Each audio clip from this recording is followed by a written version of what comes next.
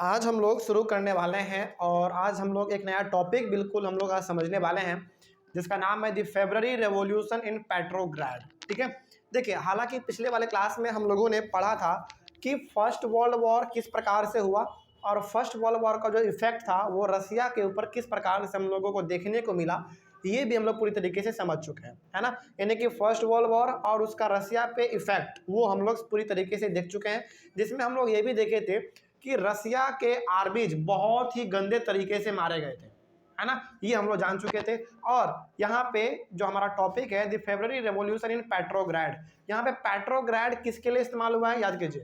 Petrograd हमारा यहाँ पे इस्तेमाल हुआ है संत पीटरबर्ग के लिए। पिछले वाले क्लास में हमने आपको बताया था कि संत पीटरबर्ग का नाम बदल के क्या रख दिया गया था, पेट्रोग्राड रख दिया गया था। क्यों? क्योंकि संत पीटरबर्ग क्या था, एक जर्मन नाम था, उसको बदल के पेट्रोग्राड रख दिया गया। ठीक है, चलिए तो आज हम लोग शुरू करेंगे अपना the February revolution in Petrograd. तो यहाँ पे हालांकि जो पेट्रोग्राड यहाँ पे वर्ड इस्तेमाल हुआ है, यहाँ पे पेट्रोग्राड किसके लिए है याद कीजिए जल्दी, युवराज बताएगा। युवराज यहाँ पे पेट्रोग्राड किसके लिए वर्ड इस्तेमाल हुआ है, वही ढूंढ रहे हैं पेट्रोग्राड यहाँ पे याद कीजिए, पिछले वाले क्लास में हमने आपको बताया था कि जर्मन सेंटिमेंट्स बहुत ही हाँ संत पीटरबर्ग, है ना। तो संत पीटरबर्ग जो एक जर्मन नाम था उसको बदल के पेट्रोग्राड कर दिया गया था। क्यों किया गया था? क्योंकि जर्मन सेंटिमेंट्स लोगों के बीच में फैल गया था, मतलब कि जर्मन के एक भी चीज़ों को वो देखना नहीं चाहते थे, है ना। तो जो संत पीटरबर्ग था वो एक जर्मन नाम था, उसको बदल के पेट्रोग्राड कर दिया गया था, ये हम लोग जानते हैं। चलिए आगे बढ़ते हैं, आज का टॉपिक हमारा यहीं से शुरू होता है। पिछले वाले क्लास में जो भी हम लोग पढ़े थे उसमें कोई डाउट नहीं है, तो पिछले वाले क्लास में डाउट नहीं है, तो आज का टॉपिक को हम लोग शुरू करेंगे। सबसे पहला पॉइंट लिखा हुआ है इन द विंटर ऑफ 1917। अच्छा 1917 आ गया, तो यहाँ पे कौन बता सकता है हमको फर्स्ट वर्ल्ड वॉर का टाइम ड्यूरेशन? 1914। हाँ 1914 से 1918 है ना। तो 1914 में हमारा फर्स्ट वर्ल्ड वॉर शुरू हुआ। कौन कौन पार्टिसिपेट किया ये हम लोग पिछले वाले क्लास में जान चुके हैं, है ना। और कब तक चला था? 1918 तक चला था। ठीक है, तो यहाँ पे बात हो रहा है 1917 के विंटर के समय का, 1917 के विंटर के समय का बात हो रहा है। इसका मतलब कि अभी भी फिलहाल युद्ध हमारा चल रहा है ना, क्योंकि टाइम ड्यूरेशन कब खत्म हो रहा है हमारा फर्स्ट वर्ल्ड वॉर का? 1918 में, लेकिन यहाँ पे बात हो रहा है 1917 का, मतलब कि हम लोग यहाँ पे भी फिलहाल फर्स्ट वर्ल्ड वॉर के अंदर में ही है ना। उसके बारे में हम लोग बात करने वाले हैं। देखिए लिखा हुआ है in the winter of 1917 Petrograd was the capital of Russian empire and its conditions were harsh. देखिए 1917 तक जो है ना रशियन एम्पायर का कैपिटल कौन था? पेट्रोग्राड, यानी कि वही संत पीटरबर्ग, उसका नाम बदल के पेट्रोग्राड कर दिया गया था। तो रशियन एम्पायर का कैपिटल 1917 तक कौन था? पेट्रोग्राड था। ठीक है, और पेट्रोग्राड का जो हालत था ना फर्स्ट वर्ल्ड वॉर के दौरान बहुत गंदा हाल हो गया था, क्योंकि आपने पढ़ा है पिछले वाले क्लास में कि रशियन एम्पायर में जो हमारे सोल्जर्स थे, यानी कि रशियन एम्पायर के सोल्जर सबसे ज़्यादा मारे गए थे, है ना। ये आप लोग जानते हैं। तो रशियन एम्पायर के सोल्जर सबसे ज़्यादा मारे गए, इसके साथ ही साथ रशिया का जो कैपिटल था पेट्रोग्राड वो भी पूरी तरीके से तहस नहस हो गया था। ठीक है, चलिए आगे बढ़ते हैं। तो बहुत ही बुरे हाल में हमारा उस समय पे पेट्रोग्राड था, जो कि रशिया का एम्पायर कैपिटल था। उसके बाद लिखा हुआ है the workers quarters and factories were located on the right side of the river Neva. अब देखिए यहाँ पे ना बात हो रहा है रशियन एम्पायर के अंदर का, यानी कि रशियन एम्पायर का ही बेसिकली यहाँ पे बात हो रहा है। यहाँ पे ना हमारा रसिया जो है दो अलग अलग हिस्सों में बटा हुआ था। उस समय पे रसिया हमारा दो अलग अलग हिस्सों में बटा हुआ था और बीच से ही हमारा एक नदी गुजरता था, जिस नदी का नाम था रिवर नेवा। तो ये रिवर नेवा जो है रसिया के बिल्कुल बीचों बीच होकर गुजरता था, और ये नदी क्या करता था, इस रसिया को दो अलग अलग हिस्से में बांट देता था। ठीक है, इस नदी के राइट साइड के तरफ कौन लोग थे? वर्कर्स के क्वार्टर थे। इस जो हमारा रिवर नेवा है, रिवर नेवा के राइट साइड में वर्कर्स का क्वार्टर था। वर्कर्स का क्वार्टर का मतलब वो वर्कर्स जो कि फैक्ट्री इंडस्ट्री समय काम किया करते थे, उनके जो रहने के लिए घर हुआ करता था उनका राइट साइड में था, और जो हमारे बड़े बड़े फैक्ट्री थे वो भी राइट साइड में ही थे। ठीक है, ये बात आप ध्यान में रखेंगे। लेकिन the fashionable areas, the winter palace, fashionable areas का मतलब जो कि थोड़ा बहुत प्रचलित हो, बहुत ही डेवलप हो, जैसे हमारे पटना का बोरिंग रोड देख लीजिए आप, कितना फेमस है ना। उसी प्रकार से रसिया का जो भी फैशनेबल एरिया था, जो कि बहुत ही प्रसिद्ध एरिया था वो, और द विंटर पैलेस किसके जगह का नाम है, बताइए जल्दी। हाँ, जहाँ पे राजा जार निकोलस सेकंड रहा करता था। तो विंटर पैलेस, ऑफिशियल बिल्डिंग का मतलब जो भी हमारे बड़े बड़े ऑफिस वाले बिल्डिंग थे, जैसे गवर्नमेंट बिल्डिंग, जैसे हम लोग कह सकते हैं सचिवालय है ना, police station, post office, army का पुलिस का हेडक्वार्टर, आर्मी का हेडक्वार्टर, जो ऑफिशियल बिल्डिंग है बेसिकली वो सब चीज। And the palace where the Duma met. अच्छा, यहाँ पे ड्यूमा वर्ड इस्तेमाल हो गया, पार्लियामेंट किसका, कंजर्वेटिव लोगों का गवर्नमेंट। हाँ, याद कीजिए, जार निकोलस सेकेंड ने पहला और दूसरा ड्यूमा उन्होंने डिसमिस कर दिया था, पहला वाला 75 डेज के अंदर और दूसरा वाला 3 मंथ के अंदर, लेकिन तीसरा वाला ड्यूमा उन्होंने रहने दिया था, जिसमें कौन लोग थे, कंजर्वेटिव लोग थे। तो जितने भी मतलब मशहूर सब चीज था वो रिवर के किधर था, वे are located on the left side of the river Neva.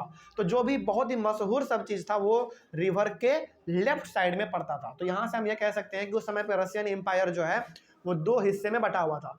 Right side में, रिवर नेवा के राइट साइड में हमारे वर्कर्स का क्वार्टर था, जो कि वर्कर्स वहाँ पे रहते थे, और फैक्ट्री भी उसी साइड में था, वो लोग काम करके आते थे और अपने घरों में रहते थे, जो कि रिवर नेवा के किधर था, राइट साइड में था। और लेफ्ट साइड में हमारे फैशनेबल एरिया, यानी कि बहुत ही प्रचलित सब शहर, वो हो गया, राजा का घर हो गया, ऑफिशियल बिल्डिंग हो गया, और ड्यूमा मतलब कि वो जगह जहाँ पे कंजर्वेटिव लोग आके बैठते थे, डिसीजन लेते थे, वो सारा पार्लियामेंट का बिल्डिंग कह सकते हैं आप, वो सब का सब जो है रिवर नेवा के लेफ्ट साइड में पड़ता था।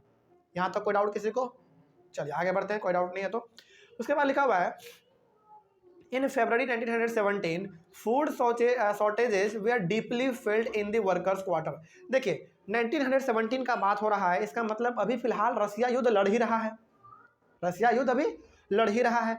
तो चूंकि आपने पिछले वाले क्लास में भी ये देखा है कि एग्रीकल्चर हो नहीं पा रहा था, खेती बाड़ी हो नहीं पा रहा था, क्योंकि हमारे जितने भी हट्टे कट्टे लोग थे वो तो सब युद्ध में चले गए थे, तो खेती करेगा कौन। और जब खेती नहीं हो पा रहा है तो क्या अनाज उपज पाएगा, नहीं हो पाएगा। जब खेती ही नहीं हो रहा है तो अनाज कहाँ से आएगा, नहीं आ पाएगा। अब मान लीजिए दूसरे कंट्री से आता है, तो वहां पे भी किसने कब्जा कर लिया था, जर्मनी ने, है ना। कौन से सी था, बाल्टिक सी, याद कीजिए। तो उस रूट पे जो है जर्मनी वाले ने कब्जा कर लिया था। तो पूरी तरीके से रसिया कट चुका था, पूरी दुनिया से रसिया उस समय पे अलग हो चुका था।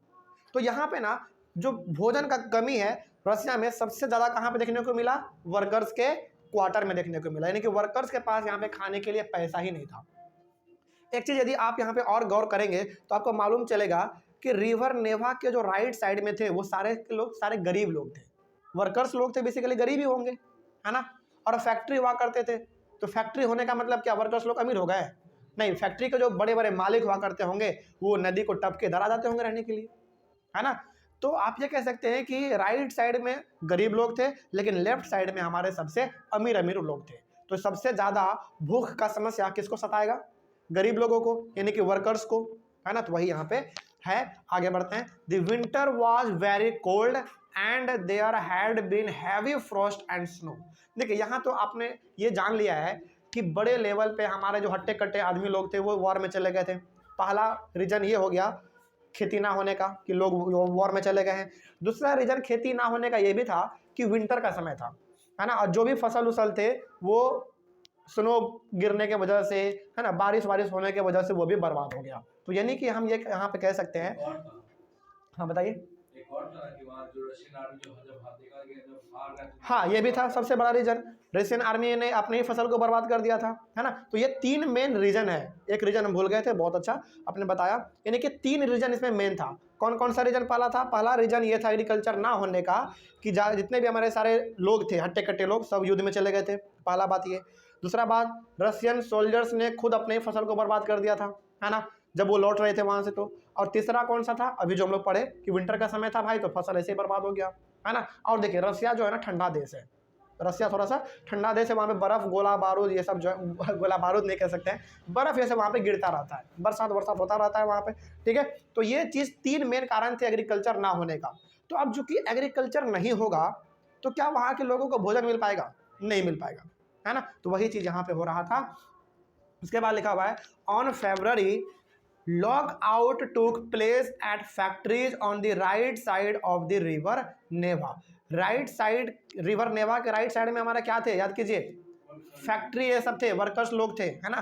तो उन सारे फैक्ट्री पे ताला लगा दिया। लॉकआउट का मतलब बंद कर दिया गया, ताला लगा दिया गया।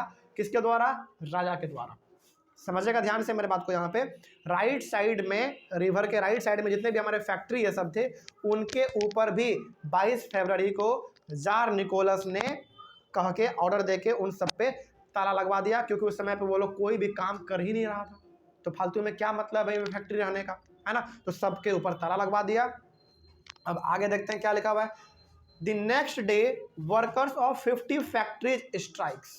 जैसे ही जार निकोलस ने फैक्ट्री पे ताला लगाया, है ना। अब देखो, ताला लगाने का मतलब ये है कि सारे वर्कर्स लोग बेघर हो गए, उनको रोजगार नहीं मिल पाएगा, है ना। अब चूंकि जैसे ही जार निकोलस ने ताला लगाया फैक्ट्री पे, वैसे ही 50 फैक्ट्री के वर्कर्स ने स्ट्राइक कर दिया। मतलब कि वो लोग सड़क पे उतर गए कि हम अब जो है यहाँ से हिलेंगे नहीं, जो करना है कर लो, ठीक है। तो वो लोग स्ट्राइक पे आ गए। आगे क्या हुआ? In many factories women lead the strikes and this came to be known as the International Women's Day। और बहुत सारे फैक्ट्री तो ऐसे थे जो कि बहुत सारे फैक्ट्री जो कि स्ट्राइक पे उतरे थे, फैक्ट्री के वर्कर्स, उसको लीड कौन कर रही थी? वोमेन कर रही थी। बात समझ में आ रही है? मतलब कि स्ट्राइक जो हो रहा था, 50 फैक्ट्री के वर्कर्स लोग जो स्ट्राइक कर रहे थे, उसमें से कुछ वर्कर्स ऐसे भी थे जिनको लीड कौन कर रहे थे? वोमेन लोग कर रहे थे स्ट्राइक करने के लिए कि हाँ धरने पे बैठे रहो, यहाँ से हिलना नहीं, ठीक है। अब जरा सोचो, यहाँ पे ना इमेजिन करो आप लोग, एक तो युद्ध अलग चल रहा है, अलग उसका समस्या है, लोग स्ट्राइक पे बैठे हुए हैं, उसका समस्या अलग है ना। मतलब कितना अफरा तफरी मचा हुआ है रसिया में, प्लस अनाज नहीं है खाने के लिए। सोचो, मतलब एक तरीके का ना मातम का माहौल है उस समय पे रसिया में, ठीक है। तो वही चीज यहाँ पे लिखा गया था। अच्छा हाँ, यहाँ पे ना वुमेन्स लोग जो स्ट्राइक को लीड कर रही थी, उसी दिन को क्या कहा गया? उसी दिन को कहा गया इंटरनेशनल वुमेन्स डे कहा गया। और वो कब होता है? 22 फरवरी को। लेकिन हमारे यहाँ पे तो 8 मार्च को होता है, हमारे इंडिया में तो 8 मार्च को होता है। अब आपको कन्फ्यूजन हो गया होगा कि सर यहाँ पे आप बता रहे हैं कि वर्कर्स को जो वुमेन लीड कर रही थी, कब? ये कब का बात है? 22 फरवरी का बात है ना। 22 फरवरी के दिन जार निकोलस ने जाके ताला लगवा दिया फैक्ट्री पे, और उसी दिन जितने भी सारे लोग थे वो स्ट्राइक पे उतर गए। और उस स्ट्राइक को लीड कौन कर रही थी? अधिकतर महिलाएं भी कर रही थी। तो उसी 22 फरवरी को रसिया के हिस्ट्री में जो है ना इंटरनेशनल वुमेन डे कहा जाता है, यानी कि 22 फरवरी को। लेकिन हमारे भारत में तो यानी कि आज हम लोग क्या देखते हैं, वो इंटरनेशनल वुमेन डे कब मनाया जाता है? 8 मार्च को। तो कन्फ्यूजन यहाँ पे है ना। देखिए, उस समय पे ना जो रसिया में कैलेंडर इस्तेमाल होता था, वो 13 दिन पीछे चलता था आज के कैलेंडर के हिसाब से, ठीक है। इसीलिए वहाँ पे 22, आप कभी इसको गूगल करके आप देखिएगा तो आपको मालूम चलेगा, ये चीज़ पूरा डिटेल में आपको बताया जाएगा, ठीक है। तो उस समय पे जो रसिया में कैलेंडर चलता था, 2 प्रकार का कैलेंडर बेसिकली चलता था, हमको नाम याद नहीं आ पा रहा है। तो वो जो कैलेंडर था ना, वो 13 दिन पीछे चलता था आज के कैलेंडर के हिसाब से, इसीलिए उस दिन को इंटरनेशनल वुमेन डे कहा गया, ठीक है। तो अब इस बात को आप कंफ्यूज नहीं होइएगा कि यहाँ पे तो 8 मार्च को मनाया जाता है, वहाँ पे 22 फरवरी को कैसे हो गया। तो याद रखिएगा 13 दिन पीछे चलता था वो कैलेंडर उस समय पे, ठीक है। आगे डेमोन्स्ट्रेटिंग वर्कर्स। अच्छा, डेमोन्स्ट्रेटिंग वर्कर्स का मतलब वही वर्कर्स जो कि सारे लोग स्ट्राइक पे बैठे हुए थे, ठीक है। तो demonstrating workers leave the factory quarters and move to the centre of the capital. Capital मतलब पेट्रोग्राड, ठीक है। The Nevsky Prospect. अब यहाँ पे ना थोड़ा सा समझिएगा इस चीज को, क्या यहाँ पे कहा जा रहा है। यहाँ पे सारे वर्कर्स स्ट्राइक पे बैठे हुए हैं, ठीक है। अब वर्कर्स क्या कर रहे हैं ना, अपने क्वार्टर को छोड़ के, यानी कि अपने अपने घरों को छोड़कर ये लोग सड़क पे उतर रहे हैं। पहला बात, सड़क पे उतरने के बाद रसिया के कैपिटल की तरफ ये लोग आगे बढ़ रहे हैं। मतलब कहाँ पे? पेट्रोग्राड में बढ़ रहे हैं। और पेट्रोग्राड में भी मेन सेंटर कौन सा? Nevsky prospect.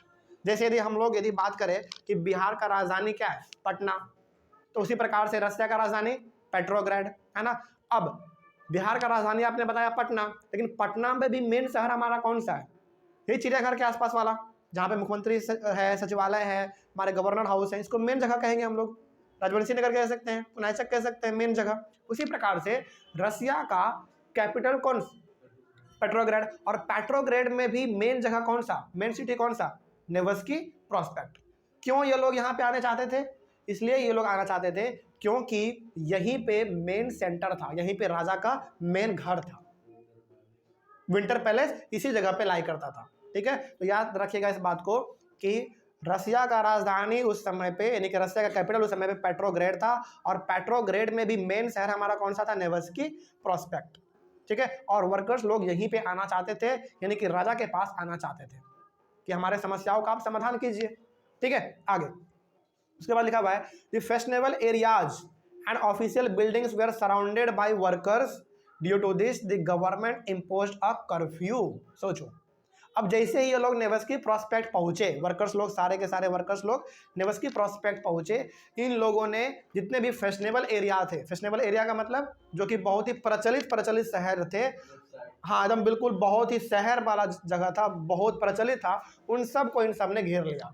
ठीक है, घेरने के बाद जितने भी ऑफिशियल बिल्डिंग थे, यानी कि जितने भी सरकारी दफ्तर थे, उन सबको भी इन्होंने घेर लिया। कोई काम ही नहीं करने दे रहा था लोगों को, है ना। इस चीज को देखते हुए गवर्नमेंट ने क्या लगा दिया?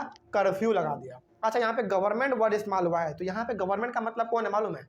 गवर्नमेंट का मतलब यहाँ पे है राजा के साथ साथ कंजर्वेटिव वाला, याद कीजिए ड्यूमा नंबर थर्ड ड्यूमा, है ना। तो कंजर्वेटिव लोग भी और राजा लोग भी, इन सब ने मिल के जो है यहाँ पे कर्फ्यू लगा दिया। और कर्फ्यू का मतलब क्या होता है मालूम है? कौन बता सकता है? कर्फ्यू का मतलब क्या होता है? कर्फ्यू का, हाँ, जो कि सब चीज बंद हो जाए, है ना, जो भी इधर उधर लोग चहल पहल कर रहे हैं सब चीज बंद हो जाए, वही चीज होता है हमारा कर्फ्यू। तो जैसे ही ये लोग नेवस्की प्रोस्पेक्ट पहुंचे, राजा के घरों के आसपास सारे बिल्डिंग को इन्होंने घेर लिया, जितने भी मेन शहर थे इन सब में घुस गए ये लोग, है ना, किसी को कोई काम नहीं करने दे रहा है। तो यहाँ पे गवर्नमेंट ने, यानी कि जार निकोलस सेकेंड ने और कंजर्वेटिव लोगों ने मिलके, चूंकि गवर्नमेंट किसका था? कंजर्वेटिव लोगों का ही था, है ना, तो इन सब ने मिलके जो है कर्फ्यू लगा दिया। अच्छा, यहाँ पे ना एक बात आप जान लीजिए, जो ड्यूमा थर्ड था ना, जिसमें कंजर्वेटिव लोग गवर्नमेंट में थे, वो केवल एक सिंबल के तौर पे था। असली पावर अभी भी किसके हाथ में था? राजा के हाथ में था। ठीक है, इस बात को याद रखिएगा।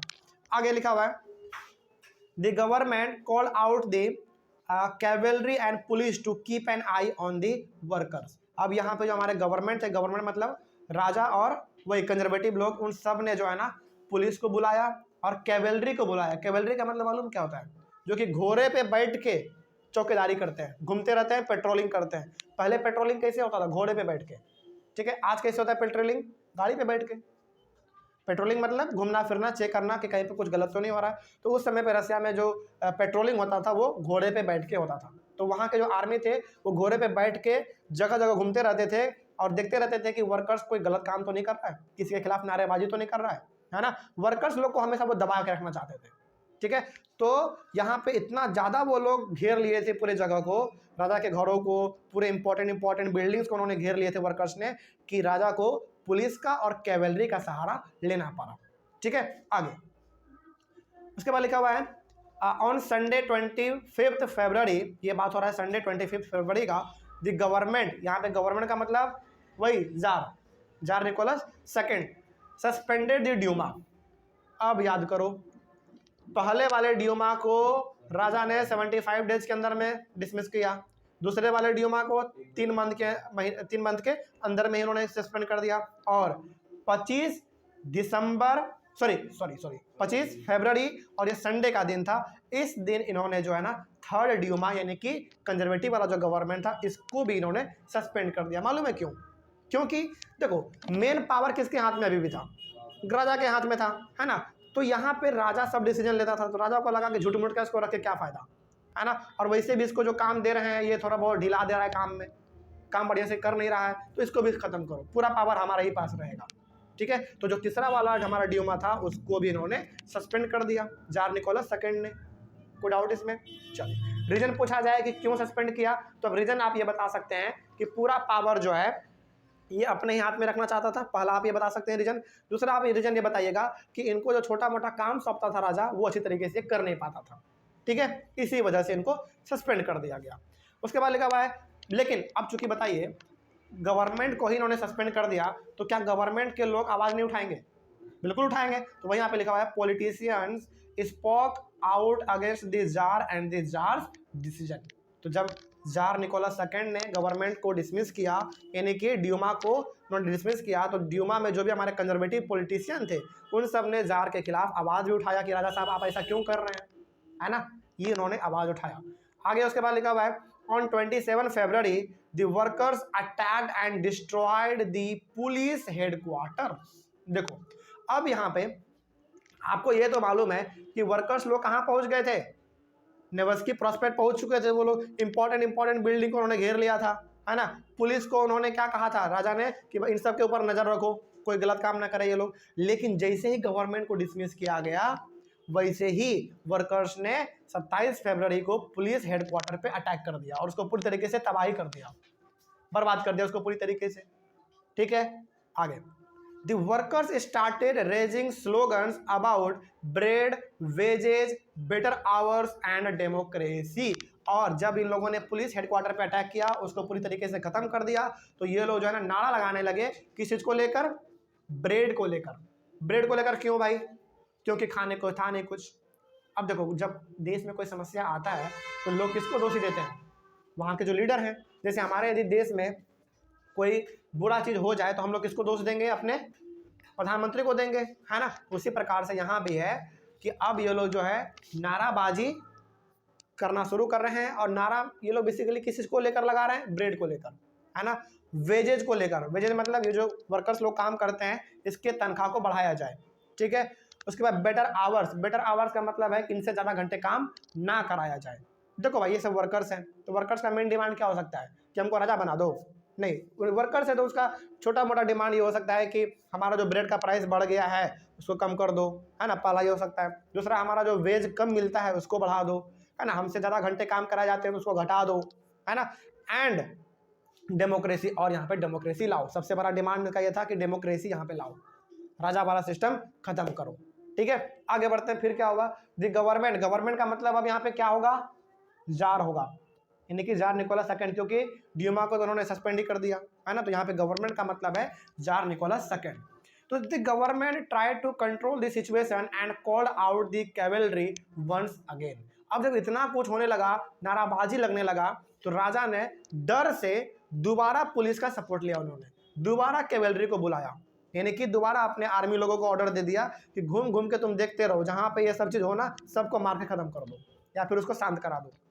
ऐसा क्यों कह रहा है राजा, क्योंकि उसके खिलाफ नाराबाजी हो रहा है। अब देखो राजा के हाथ में पूरा पावर है और राजा के खिलाफ ही आवाज़ उठाएगा कोई तो उसको बुरा लगेगा कि नहीं लगेगा, बिल्कुल लगेगा। तो वही चीज़ यहाँ पे है कि इतना कुछ होने के बाद राजा को ये लगने लगा था कि अब थमने वाला नहीं है, तो दोबारा अपने आर्मी को बुलाओ। ठीक है, तो दोबारा आर्मी आया, दोबारा उनके ऊपर नजर रखने लगा। लेकिन इस बार क्या हुआ ना, इस बार however the cavalry refused to fire on the workers. लेकिन इस बार जो है वर्कर्स ने कैवेलरी ने कहा, जो कि आर्मी हमारे लोग थे जो कि घोड़े पे बैठ के निगरानी रखते थे लोगों पे, वर्कर्स पे, कि ये कोई गलत काम कर रहे हैं कि नहीं। अब यहाँ पे ना कैवेलरी लोग भी रिफ्यूज कर दिया, मतलब कि राजा का बात नहीं मान रहा है। अब कह रहा कि नहीं राजा साहब हम इसके ऊपर फायर नहीं करेंगे। सोचो, मतलब ना यहाँ ये सोच, हालांकि बात तो बहुत छोटा सा लग रहा है लेकिन इसको थोड़ा सा इमेजिन कीजिए कि पूरे रशिया का वो राजा है लेकिन उसकी आर्मी उसको मना कर दे राजा को। मतलब सोचो थोड़ा सा कितना ये भयंकर बात हो रहा है। पूरे देश का वो राजा है और राजा को सामने कह दे रहा है कि नहीं करेंगे हम फायर अपने वर्कर्स पे। सोचो कितना बड़ा बात है ये। मतलब इस कदर वहाँ का जार निकोलस सेकंड लोगों पे अत्याचार करता था कि उसके खुद के आर्मी राजा को सपोर्ट नहीं करना चाहता है। सोचो, कहने में बड़ा छोटा सा बात लग रहा है लेकिन ये बहुत बड़ी बात है। किसी भी कंट्री के राजा का बात ठुकरा देना ये बहुत बड़ी बात होती है ना। तो उसके आर्मी लोगों ने खुद कह दिया राजा से कि हम अपने वर्कर्स पे। देखो भाई एक बात बताओ जरा आप लोग कि जो राजा का सिपाही था, जो पुलिस था, जो मिलिट्री था, जो आर्मी था, वो लोग कौन थे? आम आदमी ही तो था वो लोग। जैसे हमारे इंडियन आर्मी में कौन लोग हैं, हमारे ही लोग तो हैं, आम आदमी है। तो उसी प्रकार से वर्कर्स ने कहा कि नहीं ये हमारे वर्कर्स हैं, इनका आवाज़ उठाना जायज़ है, सही है, इनका राइट बनता है, इसलिए हम इसके ऊपर हमला नहीं करेंगे। आप कितना ही हमको हमला करने के लिए कहिए लेकिन हम इस पर हमला नहीं करेंगे। ठीक है, तो ये बहुत बड़ी बात है रशियन रिवॉल्यूशन में। ठीक है, आगे बढ़ते हैं। फिर क्या हुआ, लेकिन an officer was shot at the camp of a regiment and 3 other regiments boycott and they joined the workers. लेकिन इस बहसा बहसी में कि नहीं तुमको वर्कर्स पे फायर करना पड़ेगा। देखो यहाँ पे ना कुछ ऐसे हमारे आर्मी के सोल्जर्स थे जो कि कहते थे कि नहीं भाई राजा का बात मानना पड़ेगा। कुछ ऐसे भी थे जो कि कहता था कि नहीं हम राजा का बात नहीं मानेंगे, है ना। तो इसी और फिर में जो है ना एक ऑफिसर को गोली मार दिया गया। जैसे होता है ना कि मतलब हाँ तुमको फायर करना पड़ेगा, तुमको फायर नहीं करना पड़ेगा, इस प्रकार का। राजा कह रहा था कि तुम वर्कर से फायर करो, कोई भी गलत काम करे उसके ऊपर फायर कर दो, है ना। तो एक ग्रुप कह रहा था कि नहीं हम इसके ऊपर फायर नहीं करेंगे, एक कह रहा था कि नहीं फायर करना पड़ेगा, ये कह रहा था नहीं, वो कह रहा था हाँ, ये कह रहा था नहीं, वो कह रहा था हाँ। इसी बीच में एक ऑफिसर को गोली मार दिया गया, यानी कि अपने ही आर्मी के एक लीडर ने दूसरे लीडर को गोली मार दिया, यानी कि एक आर्मी के ऑफिसर ने दूसरे आर्मी के ऑफिसर को गोली मार दिया इसी चक्कर में, ठीक है। लेकिन इसके साथ सबसे बड़ा बात यह हुआ कि तीन रेजिमेंट का मतलब होता है 3 प्रकार के आर्मी के सोल्जर्स ने राजा के बातों को मानना मना कर दिया, कहा कि नहीं हम आपके बातों को नहीं मानेंगे। जैसे हमारे भारत में देखा जाए तो गोरखा रेजिमेंट है, मराठा रेजिमेंट है ना, ये सब क्या हमारा रेजिमेंट है। उसी प्रकार से यहाँ पे भी रेजिमेंट था, अलग अलग आर्मी का ग्रुप था। तो 3 ग्रुप ने राजा के बातों को मानने से मना कर दिया कि नहीं हम आपके बातों को बिल्कुल भी नहीं मानेंगे। लेकिन कुछ ऐसे भी रेजिमेंट थे जो कि राजा के साथ थे, हमेशा वो उसके साथ बने रहे। तो यहाँ पे जो 3 रेजिमेंट ने राजा के बातों को नहीं माना, वो सारे के सारे लोग वर्कर्स के साथ ज्वाइन कर गए कि भाई हम जो है ना इस तुम्हारे ही लोग हैं, हम राजा का साथ नहीं देंगे, हम तुम्हारा साथ देंगे। ऐसा आर्मी के लोग अपने नौकरी को छोड़ के वर्कर के साथ क्यों जा रहे हैं मालूम है? क्योंकि उस आर्मी को लग रहा है कि इनका आवाज़ उठाना बिल्कुल जायज़ है, तो हमको इनका सपोर्ट करना चाहिए। और दूसरी बात ये कि वो लोग क्या थे, आम आदमी थे भाई, और वहीं से वो आर्मी बिलोंग करते थे, है ना। तो यहाँ पे सोचा कि नहीं हम वर्कर्स के साथ मिल जाएं और वर्कर्स का सपोर्ट करें, ठीक है। तो याद रखिएगा इस बात को कि 3 रेजिमेंट ने राजा के साथ को छोड़ दिया और वो लोग सारे के सारे वर्कर्स के साथ जुट गए, क्योंकि उनको लगा कि हाँ वर्कर्स जो आवाज़ उठा रहा है वो बिल्कुल सही काम कर रहा है। आगे क्या लिखा हुआ देखिए, soldiers and workers had gathered to form a Soviet or council in the same building at the Duma met and this was known as the Petrograd Soviet। तो यहाँ पे सोल्जर्स ने यानी कि मिलिट्री के लोगों ने अपने राजा का साथ छोड़ के किसका साथ पकड़ लिया, वर्कर्स का साथ पकड़ लिया। तो यहाँ पे सोल्जर्स और वर्कर्स ने मिल के उसी बिल्डिंग में, जिस बिल्डिंग में ड्यूमा लोग मिलते थे यानी कि कंजर्वेटिव लोग आके बैठते थे, इस तरीके, इसका मतलब आप ये कह सकते हैं उस पार्लियामेंट में जहाँ पे कंजर्वेटिव लोग आके बैठते थे, उसी बिल्डिंग में इन लोगों ने अपना एक संगठन बना लिया। सोवियत का मतलब होता है क्या, सोवियत बोलो फिर काउंसिल बोलो, इसका मतलब होता है अपना एक ग्रुप। इस बात को याद रखिएगा, ये पूछा जाता है, ठीक है। तो यहाँ पे सोल्जर्स ने और वर्कर्स ने मिल के उसी बिल्डिंग में, जिस बिल्डिंग में कंजर्वेटिव लोग आके बैठते थे, उसी बिल्डिंग में इन्होंने अपना ग्रुप बना लिया। और इस ग्रुप का नाम क्या रखा गया, इस ग्रुप का नाम रखा गया पेट्रोग्राड सोवियत। पेट्रोग्राड क्यों रखा गया, क्योंकि ये सारा इंसिडेंट कहाँ हो रहा था, पेट्रोग्राड में हो रहा था, ठीक है। और सोवियत क्यों रखा गया, क्योंकि ये एक संगठन था, एक ग्रुप था। किसका ग्रुप था, वर्कर्स का और सोल्जर्स का, ठीक है। लेकिन यहाँ पे ना एक चीज़ आप नोट कर लीजिए कि हालांकि वर्कर्स लोग जो थे वो सोल्जर के साथ मिले हुए तो थे, लेकिन यहाँ पे ज़्यादा पढ़े लिखे कौन लोग थे मालूम है, कौन, सोल्जर्स लोग पढ़े लिखे ज़्यादा थे। तो मेजर डिसीजन जो लेना होता था ना वो सोल्जर्स लोग ही लेते थे इसमें, ठीक है। लेकिन आगे बढ़ते हैं, फिर क्या हुआ उसके बाद है, military commander advised the tsar to abdicate. अब चूंकि यहाँ पे 3 रेजिमेंट के सोल्जर्स आर्मी पूरी तरीके से छोड़ दिए, अपना वर्कर्स के साथ मिल गए, तो यहाँ पे ना जो आर्मी का, जो मिलिट्री का कमांडर था, वो अब जाके राजा से कहता है कि राजा साहब अब आप अपना सिंहासन छोड़ दीजिए, क्योंकि आपके खिलाफ बहुत ज़्यादा बगावत होना शुरू हो चुका है। इस बात को याद रखिएगा कि मिलिट्री के कमांडर जो हैं वो खुद, मिलिट्री के कमांडर का मतलब मिलिट्री का हेड जो था, वो खुद राजा के पास जाता है, जार निकोलस सेकंड के पास, और कहता है कि राजा साहब अब आप ये सब चीज़ छोड़ दीजिए, क्योंकि आपके खिलाफ बहुत ज़्यादा नाराबाजी हो रहा है, ठीक है। लेकिन हुआ क्या देखो, the jar followed their advice and abdicated on 2 मार्च। इस बात को, मिलिट्री के कमांडर के बात को राजा साहब ने मान लिया और उन्होंने अपना सिंहासन 2 मार्च को छोड़ दिया। सोचो। अच्छा एक बात याद कीजिए, फ्रेंच रेवोल्यूशन में लुइस 16 को तो मार दिया गया था, फांसी पे लटका दिया गया था, लेकिन रसिया के राजा को मारा नहीं गया, उन्होंने खुद अपने सिंहासन को छोड़ दिया। क्योंकि इसको डर था कि यदि हम ऐसा करेंगे, नहीं छोड़ेंगे तो हमको भी लोग फांसी पर लटका देगा, जैसा फ्रांस में हुआ था। और फ्रांस से ही इंस्पायर होकर नहीं ये सब चीज़ हो रहा है रसिया में, है ना। तो राजा को लगा कि यदि हम नहीं अपने सिंहासन को छोड़ेंगे तो ये लोग हमको जिंदा मार देगा, तो क्यों ना चुपचाप अपने सिंहासन से हट जाओ, सिंहासन ही जाएगा ना, लेकिन हम तो जिंदा तो रहेंगे ना। तो राजा ने कहा कि ठीक है भाई, तुम जैसा कहो।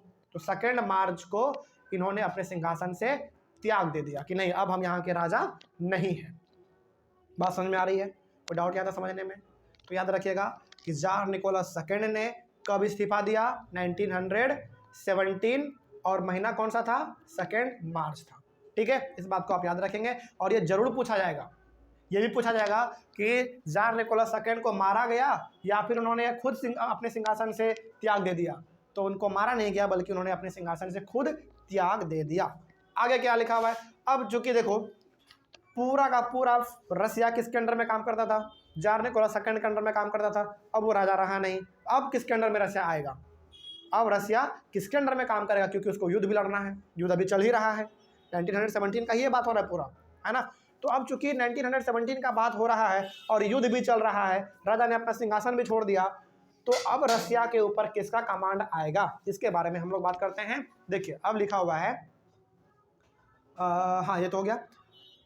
पेट्रोग्रेड Soviet leaders and Duma leaders formed a provisional government to run the country. अब यहाँ पे थोड़ा बहुत आपको कंफ्यूजन हो गया होगा, लेकिन हम आपके कंफ्यूजन को दूर करना चाहेंगे। देखिए, वर्कर्स ने मिलके और सोल्जर्स ने मिलके क्या बनाया था? पेट्रोग्रेड सोवियत बनाया था। कहाँ पे बनाया था? उसी बिल्डिंग में जिस बिल्डिंग में कंजर्वेटिव लोग अपना गवर्नमेंट चलाते थे, 3rd ड्यूमा में। ठीक है, तो पेट्रोग्रेड सोवियत किसका किसका ग्रुप था? वर्कर्स और सोल्जर्स का। तो उसका लीडर, पेट्रोग्रेड सोवियत का लीडर और ड्यूमा का लीडर, और ड्यूमा कौन है भाई? कंजर्वेटिव लोग थे, है ना। तो ड्यूमा का लीडर इन सब ने मिल के सोचा कि भाई देखो, राजा ने तो अपना सिंहासन त्याग दिया, लेकिन हमको अपने रसिया को क्या करना है? बचाना है, क्योंकि युद्ध भी चल रहा है उधर।